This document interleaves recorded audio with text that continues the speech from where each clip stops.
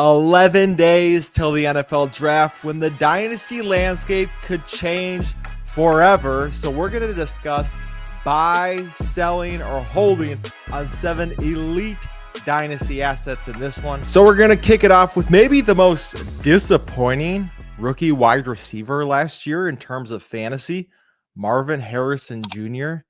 And Ty, it was hard if you had Marvin Harrison, especially seeing what Brian Thomas and Malik Neighbors did last year. I think that's what made it worse, right? If you don't have Brian Thomas, Malik Neighbors, you're feeling a lot better.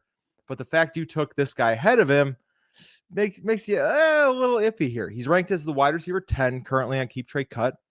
Last season, it wasn't bad for a rookie season. 62 receptions, 116 targets, 885 yards, and 8 touchdowns. So, you can't be too upset.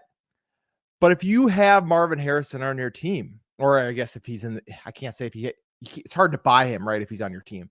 But are you looking to buy, sell, or hold on Marvin Harrison Jr. right now? Great question. This is the one that I was racking my brain all day on because, again, if you are looking at Marvin Harrison Jr. and saying, like, I'm interested in buying him, according to Keep Trade Cut, there is going to be zero discount after his rookie year, which is kind of confusing because you were like, wouldn't you think that there's going to be a drop in the price? And maybe there was, right? Maybe like the crowdsource had him as a top 5 wide receiver going to his rookie year, and the decrease is now as a top 10 receiver, which sure I can kind of buy into.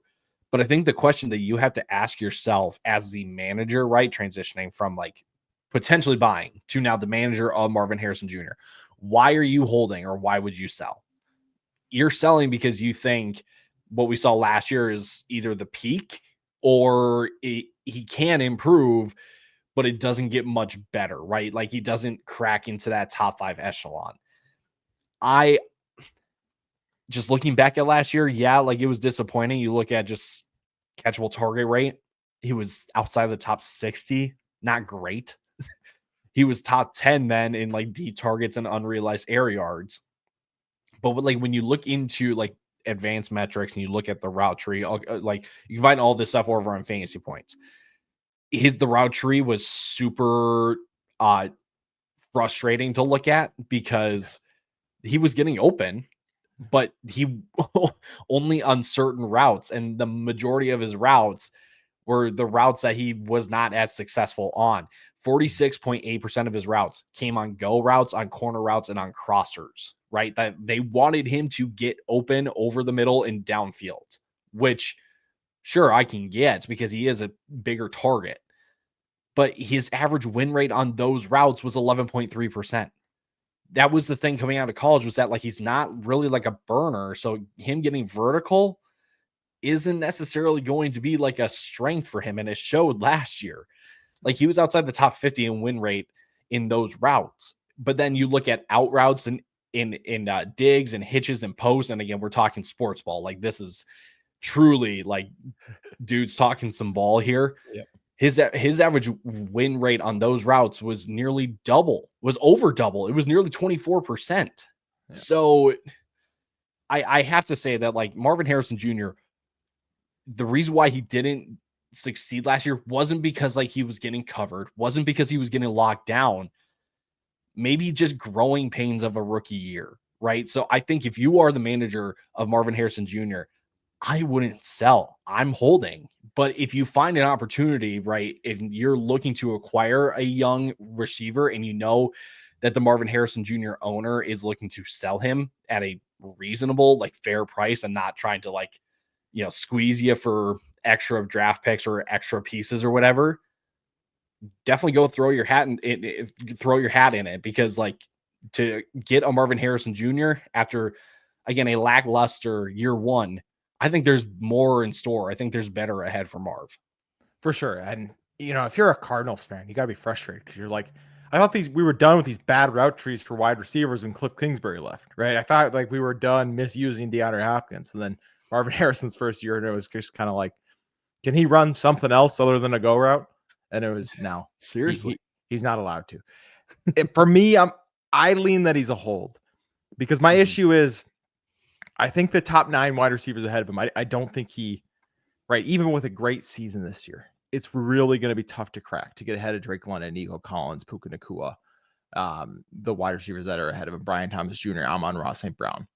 It would have to be an unreal season to get up there. But then you look at the JSNs, Ladd McConkey's been great. Garrett Wilson, I think A.J. Brown probably should be ahead of him. But in that mix, he certainly still has the upside to be the number 1 wide receiver out of all those guys. Obviously, it's the you have the most risk with Marvin Harrison because we haven't seen it compared to those other players. But at just 22 and a half years old, I think I'm leaning towards holding on Marvin Harrison, like you said, unless I'm getting a decent deal. Like if I can tier up to get Marvin Harrison, absolutely. I just don't think I would do, I'm not looking to make like a lateral trade. I'm not looking to go JSN to Marvin Harrison. I'm not looking to go Ladd to Marvin Harrison, right? But if I can, go from a couple tiers, like a guy, spoiler, we're going to talk later. I'll just throw this out there. I would trade Rashee Rice to go up and get Marvin Harrison. That's something that that's something I would look to do. And like I said, we'll talk about him in just a couple players. But before we get to our next player, Ty, we just want to let you know we are 13 subs away from 3,000.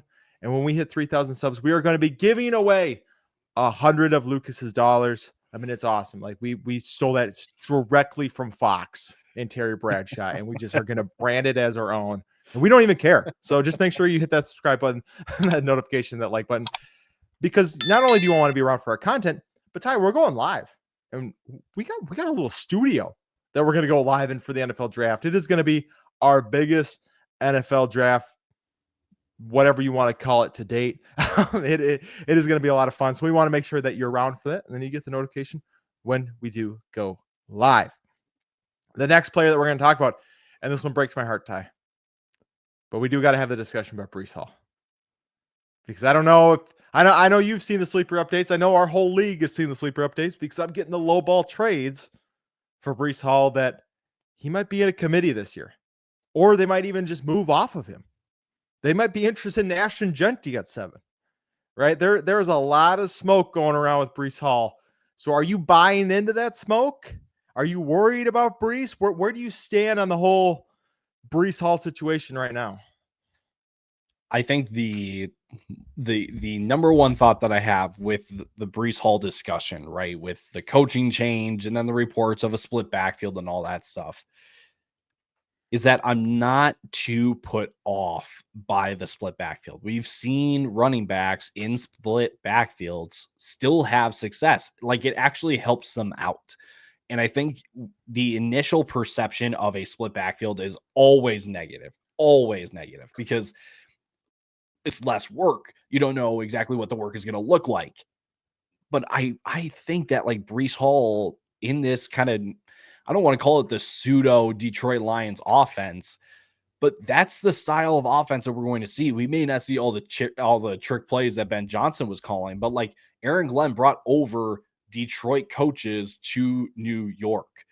So I'm not going to sit here and say that like Breece Hall is going to be the next Jahmyr Gibbs in this offense, but that's kind of where the skill sets most align, right? Not, from a skill set perspective, totally not. Like, Breece Hall is not Jahmyr Gibbs, but like Braylon Allen is probably closer to David Montgomery than Breece Hall is. And if I'm wrong on that, then maybe I just need to retire, because I would not be able to, I don't know how you could see it that way.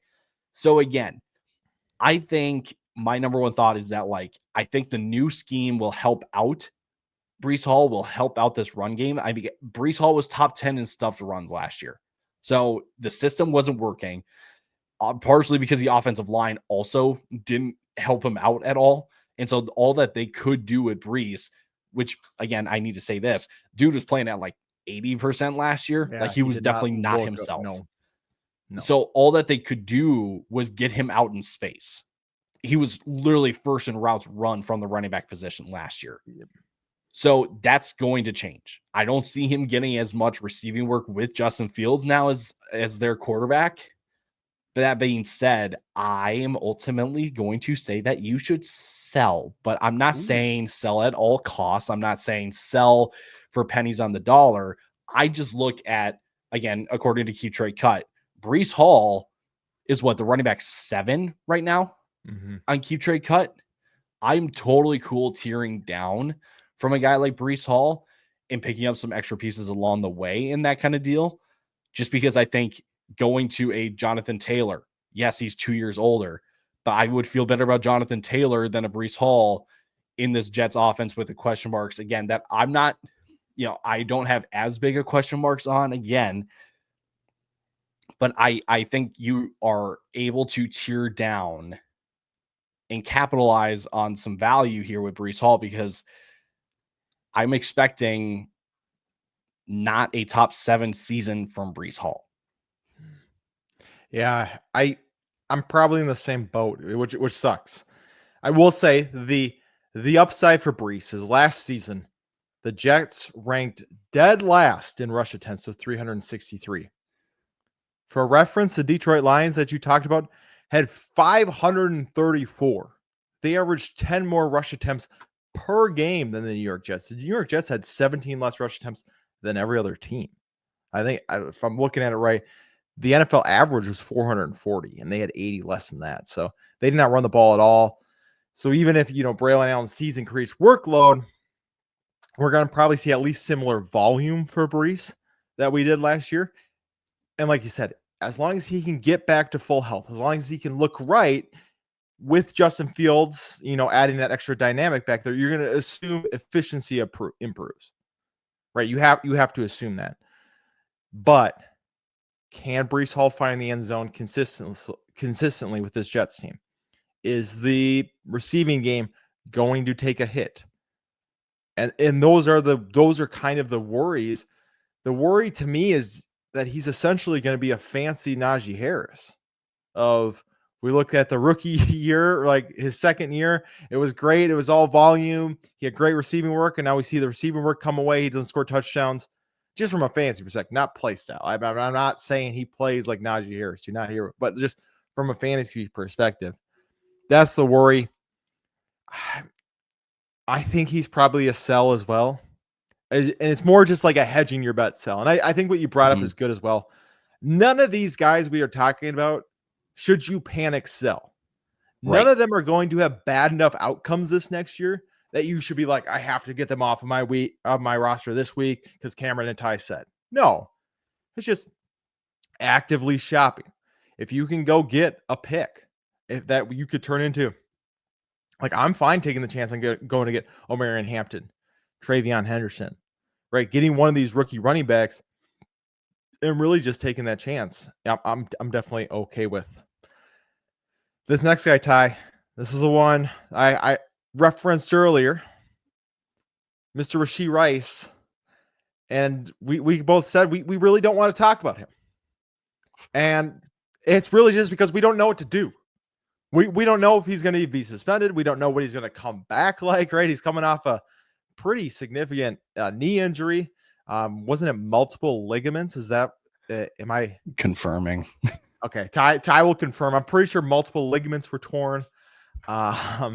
Looking at potentially up to week 4 for his return, which is just kind of wild. Xavier Worthy coming in to the fold, but then you also are losing Travis Kelce. He looks like they're not losing, but he's losing a step. We don't know what this Chiefs offense looks like in general after last year. It's just such a mixed bag, Ty. So I'm just going to give it to you. What the heck are you doing with Rashee Rice? Because I don't know. Can I say I don't know either? No, I that's mean, not an answer. No, shoot. So to clarify in the injury situation, he tore his LCL. He did not tear his ACL. That did not require any reconstruction. Okay. So it's a similar recovery in the sense that, like, it takes a while and you're not going to be yourself when you get back. But I don't think there is as great a risk as an ACL. And the thing is too, is that his LCL was a grade 3. That is a complete tear. That's not a sprain, which is a partial tear. That's complete tear. So I'm erring on the side of like at least 12 months. He got hurt in week 4 of last year against the Chargers. I'm expecting something similar to what like I shouldn't say TJ Hawkins said, because that was like week 17 and he came back week 6. I'm expecting again like week 6 for him to come back. So injury aside, you brought up the legal situation. We're all speculating still. Like there are people speculating that he can avoid it. There are some people that say like there's no way that he can avoid it. Like it's still being talked about. There's no way you can avoid it. So take that as you will. I will err on the side of like, I don't really want to mess with legal stuff because I don't know enough about it. Yeah. So assuming we're that not like, lawyers. We are not. Do not take any of our advice as legal advice. That being said, I'm probably holding. Yeah. And it doesn't sit right with me because, again, there are a ton of things that can ultimately like come down on him that ruins the value of him. But I just look at this team in this Kansas City Chiefs team and I go, okay, what happens when Travis Kelce leaves? Yeah. What happens when he retires? Right?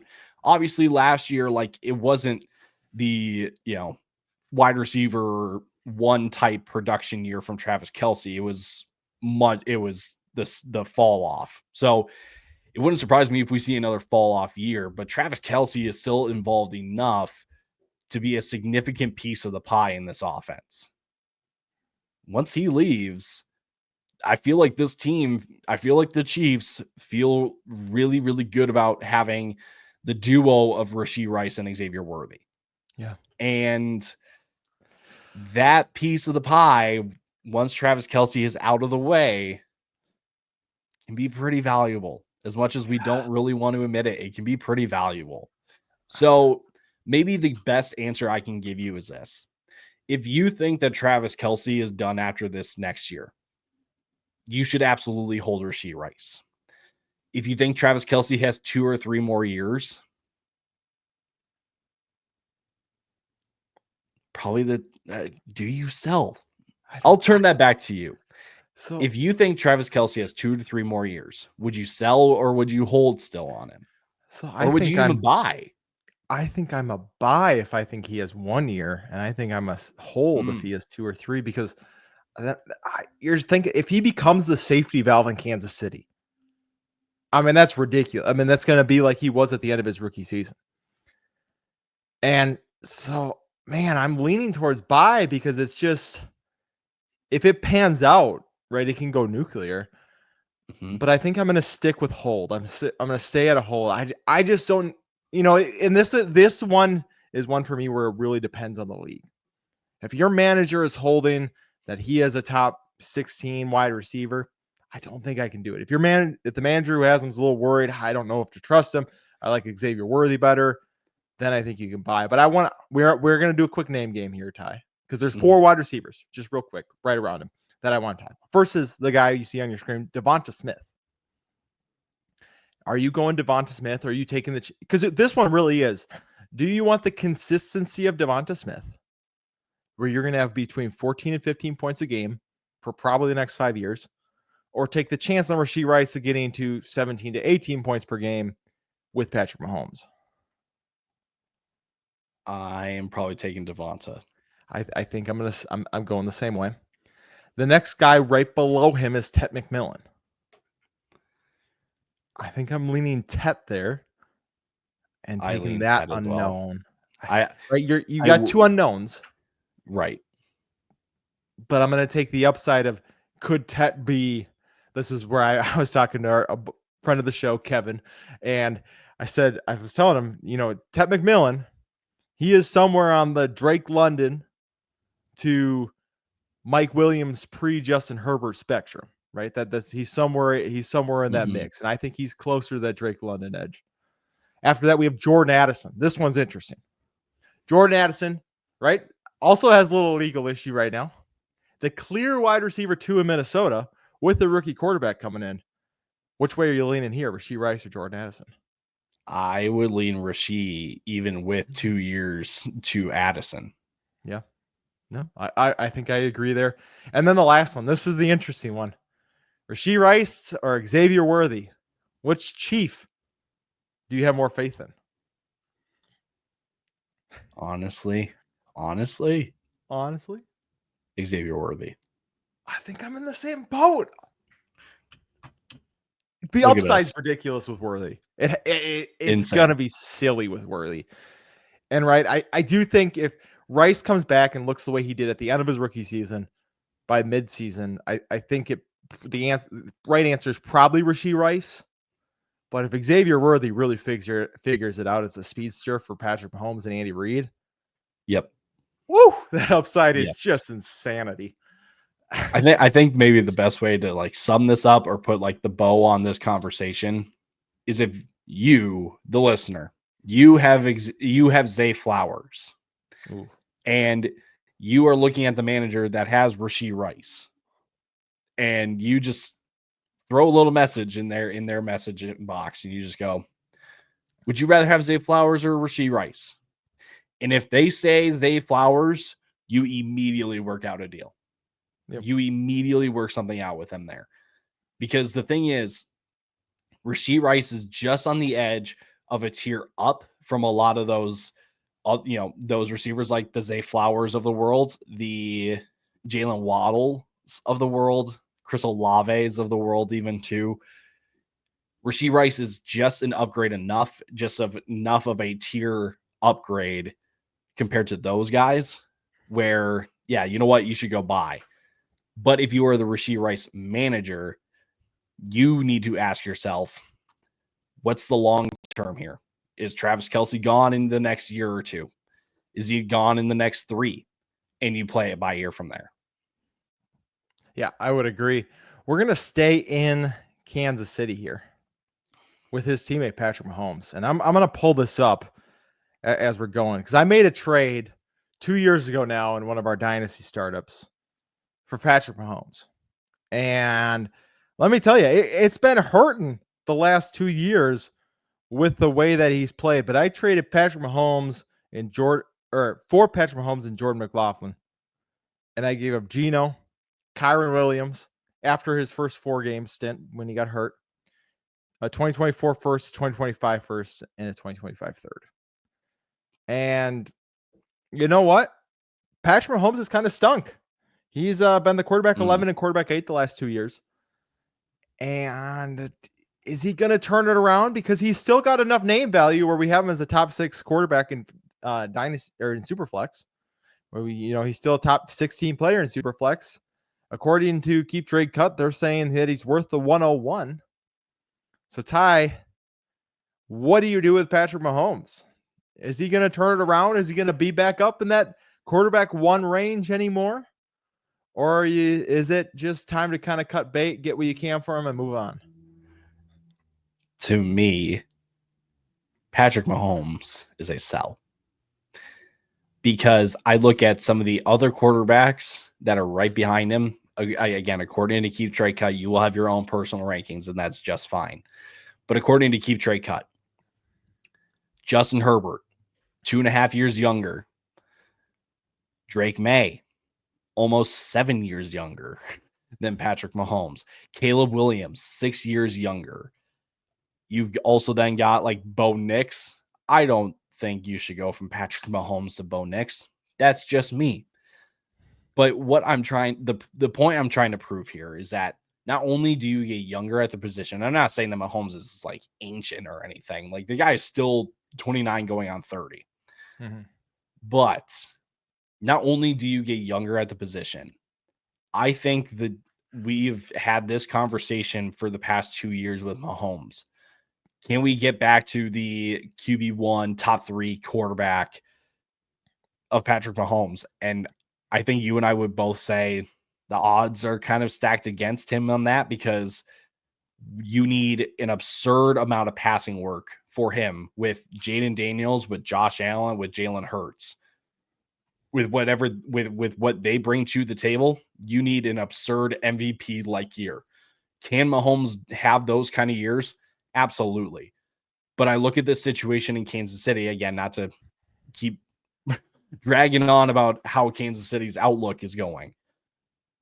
It's not a coincidence to me that the downfall in play and production in fantasy football has come when the offensive line play has gone down. Mm-hmm. I don't really see a way where that gets better in the near future. You still got Mr. Full Start himself, Jawan Taylor, at right tackle. Not great. You signed Jalen Moore to be your left tackle in the offseason. Don't think many people know of Jalen Moore, and sure don't think of him as a franchise tackle.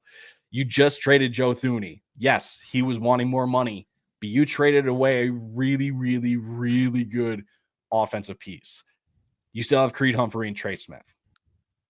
The offensive line is the biggest component to Mahomes' success. It's not going to help him out, at least this year. I don't think it's going to help him out in the next 2-3 years, because that's not where they are investing their capital right now, their resources. So again, to me, Mahomes is a sell. You can go grab a Caleb Williams. I think that's like my ideal candidate with Ben Johnson. Like, there are younger guys with, the ability to probably outproduce, maybe not by a mile, but by a couple spots. So Mahomes, for me, he's a sell. Yeah, I think he probably is too. Because honestly, I'm gonna say this and then I'll explain it. He feels like the same way I was talking about Marvin Harrison, in that the 5 quarterbacks ahead of him, I don't think he's gonna crack those except for on outlier years. Josh Allen, Jaden Daniels, Lamar Jackson, Jalen Hurts. The rushing upside of those 4 is so ridiculous that he needs another, 2018, 5,000 yards and 50 touchdowns, or 2022, 5,200 yards and 41 touchdowns, right? He needs an outlier year to get up in that. He needs to beat out Joe Burrow, who has Jamar Chase and T. Higgins, right? So it's just to get up there. It's like, so it feels like he's at the top of a tier right now. And, you can say, well, I don't want to go down to Drake May. Patrick Mahomes has averaged 18.4 fantasy points per game the last 2 seasons, right? That's not crazy. That's not, the Tua averaged 17 points per game last year. So it's not like you're dropping off dramatically going to any of these guys.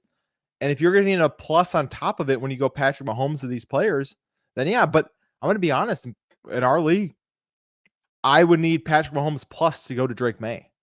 That's where our league's at right now, right? Some people are just so out of Mahomes that he might be a sell, but if you can truly get him valued at the quarterback 6 in your league, then yeah, I do think you definitely have to sell and move on from there. All righty. Well, we're going to take a quick break here, and we're going to hear from our friends over at Underdog Fantasy.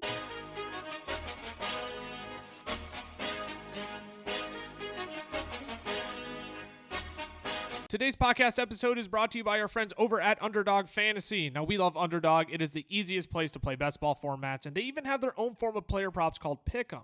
You can make up to 20 times your money on a single night by correlating props together. 2 picks will triple your money, 3 will 6 times it, 4 will 10 times it, and 5 plays that all hit will multiply your entry by 20. You can even place insurance on your picks too, so if only 4 of your 5 props hit, you still get 10 times your entry. And if you use our code FELLAS when signing up, Underdog is going to double your first deposit up to $100.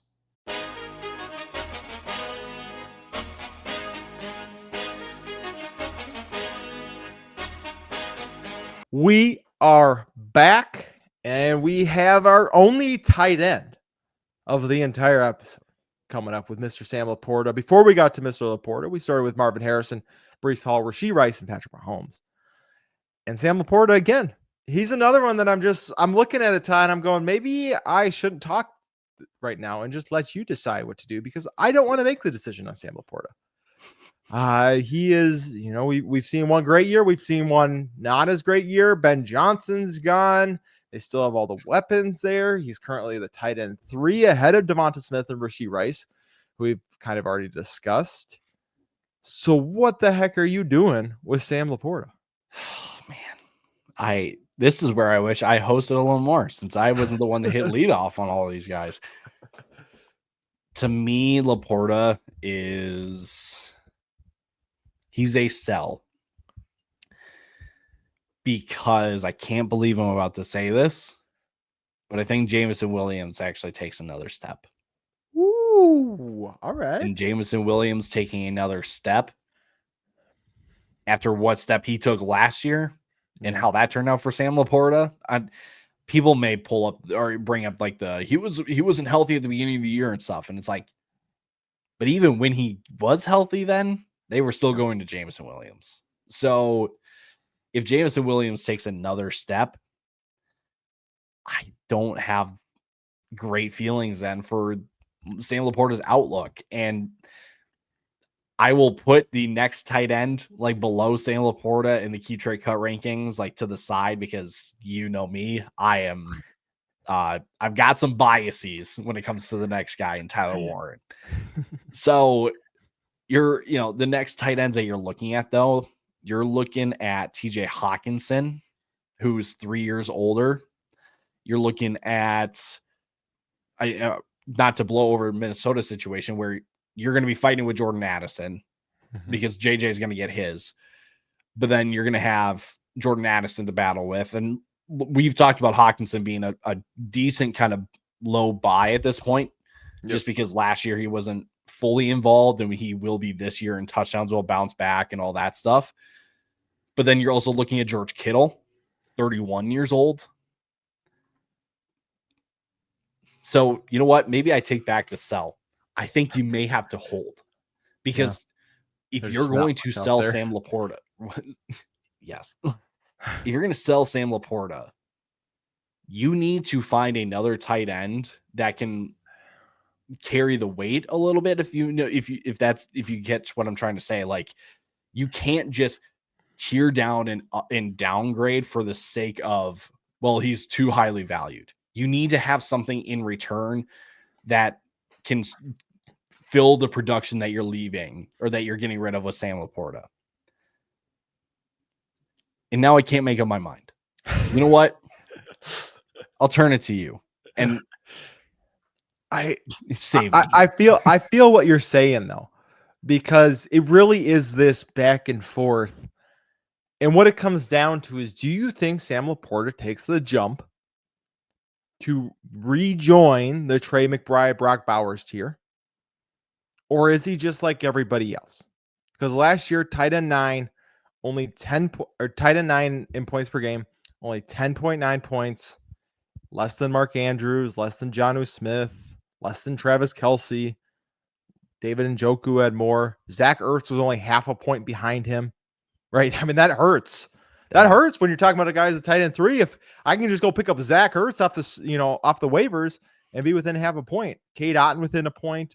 Evan Ingram, Tucker Kraft, Hunter Henry, all within a point and a half.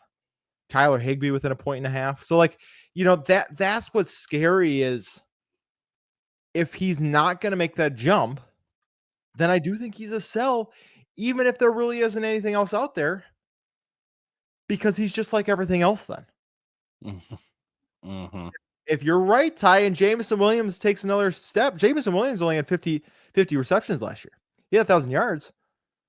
If he catches the ball 75, 80 times this year, Jahmyr Gibbs keeps it up, it could be scary hours for Sam Laporta. And so I think I'm going to lean sell, even though there's not a good replacement. I think I am going to go sell here on Sam Laporta. It's what happens when you, as a fantasy asset, are in a tier of your own. Yes. Where there's a clear top 2, then there's everyone else, and you're just stuck in the in-between. Yep. And I think you said it perfectly.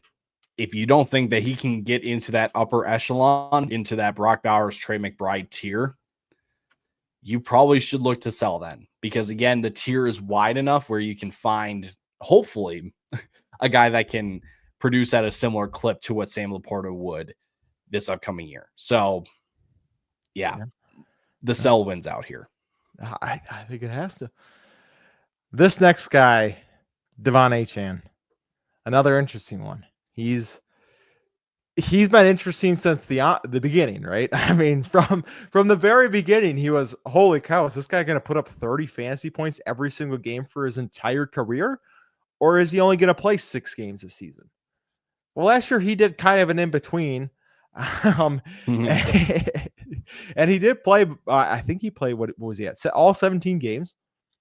He averaged 17.6 fantasy points per game, had 900 rushing yards and 592 receiving yards and 78 receptions, which was second in the NFL last year. First in the NFL in receptions last year. So good for Devon Achane.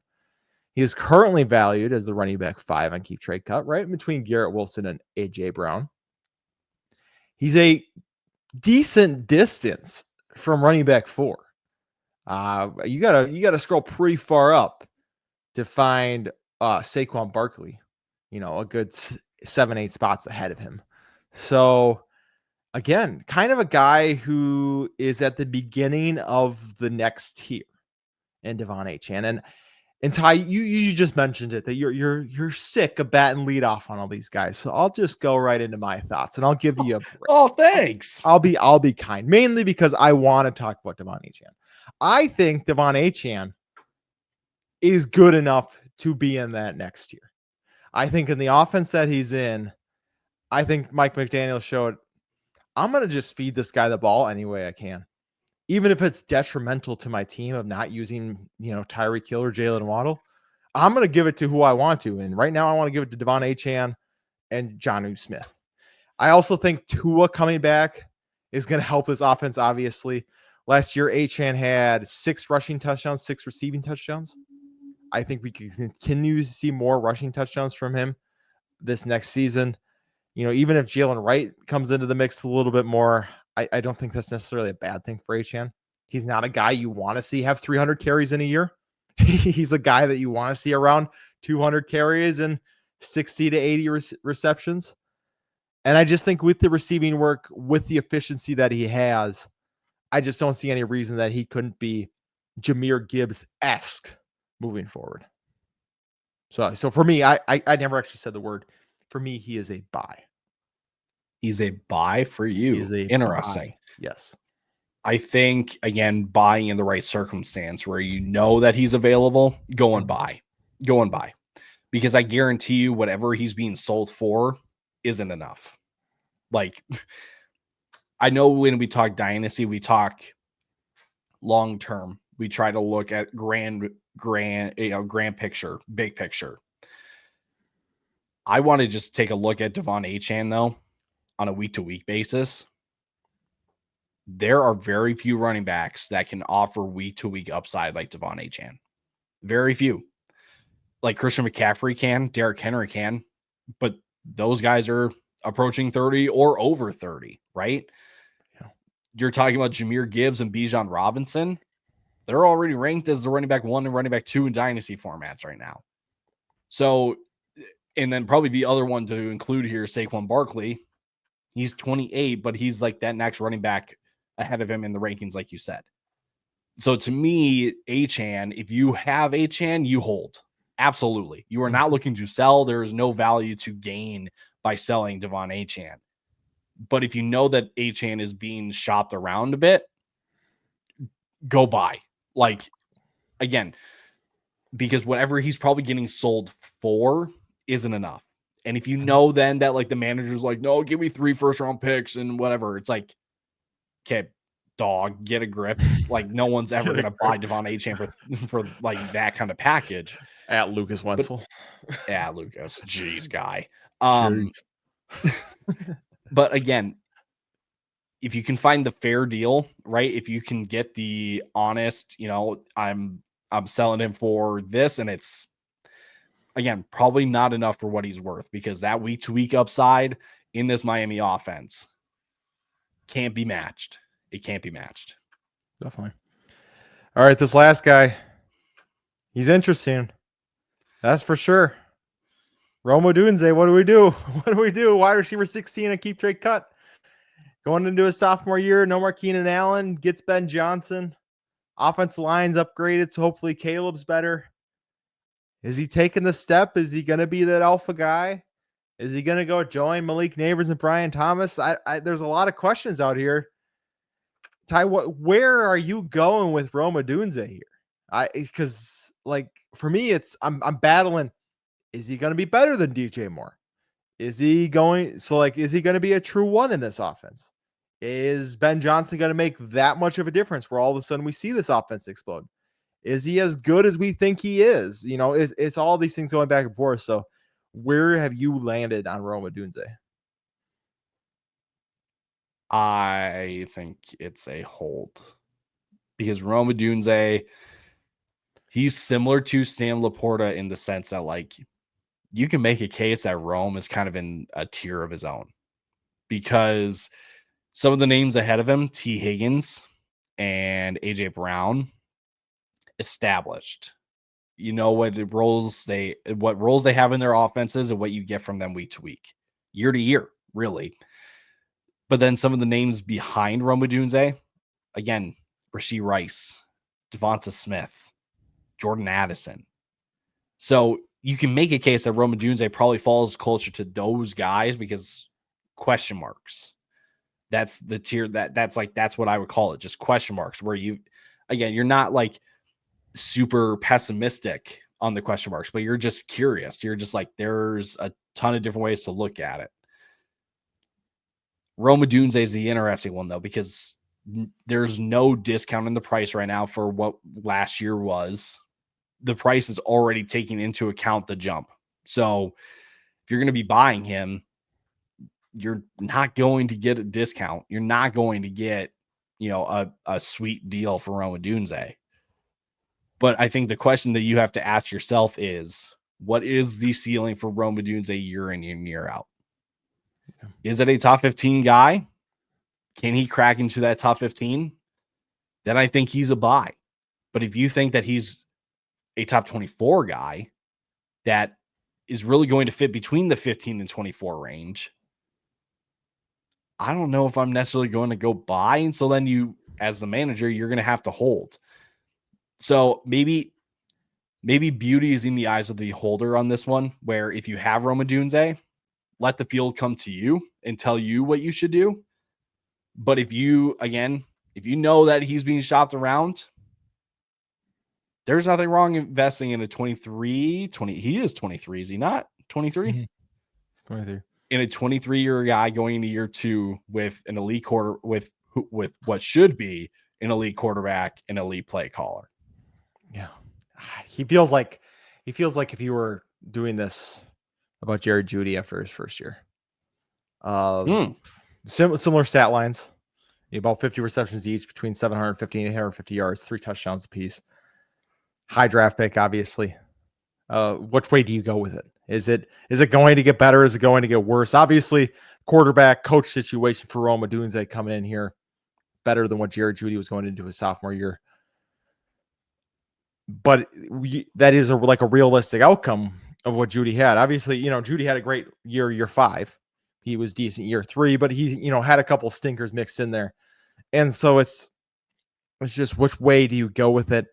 I'm of the belief that we have not seen the best of Rome Odunze. I'm of the belief that we're going to see better. That I think he is a top 15 guy. And at 23 years old, if you have a perennial top 15 wide receiver, that should make him a buy if he's valued right now outside the top 15. With that being said, I think he's close, in the middle of buy and hold. This is truly one where I'm only doing it if I get a pretty decent deal out of it. I'm not paying market value necessarily for Rome. I'm playing slightly under. It's kind of a cop-out answer, but I think that's what I'm going to land on. That's what I'm going to go with here. No, makes sense. Because again, beauty is in the eyes of the beholder on this one. You can have your own thought on Rome Odunze because there is nothing established other than the fact that he's now going to have a larger role, or he should have more production this year, is what I really should say, because he was involved last year. Yeah, but he's going to have more production this year.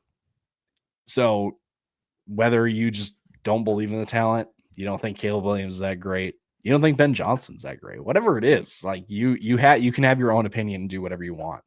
I think you and I would both say, if you miss out on Rome Odunze, or I should say this, the odds of you missing out on Rome Odunze that, again, he cracks the top 5 wide receivers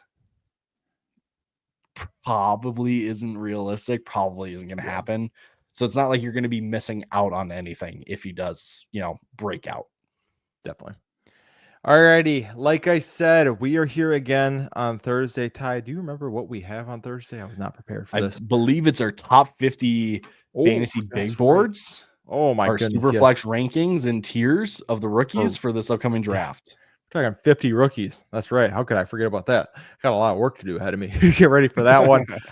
So we will crank that out, and then next week, it's the big one. The NFL draft is here, and we will be live for all of it. And so we want to make sure that you know it. We want to make sure that you turn on those notifications, that you hit that subscribe button so that you are there with us, that you can join along, that you can, well, hopefully not, but I know some of you are going to spoil the pick before it gets to us because we're watching the live broadcast, because that's you guys think that is the greatest thing, which is fine if that's what you get your kicks off on. But we do want you there regardless. So again, if you want to join us next Thursday live for the NFL draft, if you want to follow us on the socials in the meantime, I'm at Camelot FFF on the X. Tyler is at Tyler_Plath, at FFLs on the X, the FFLs on Instagram, Fantasy Football Fellas on YouTube, Facebook, and TikTok, and Fantasy Football Fellas Shorts if you want the short form on the YouTube as well. Thank you for tuning in. We hope that we answered some questions and didn't make them more cloudy and while we were going. If we did, please let us know in the comments. Yes. And we will help you out. we will definitely. All right, with that, we will see you later this week. Deuces.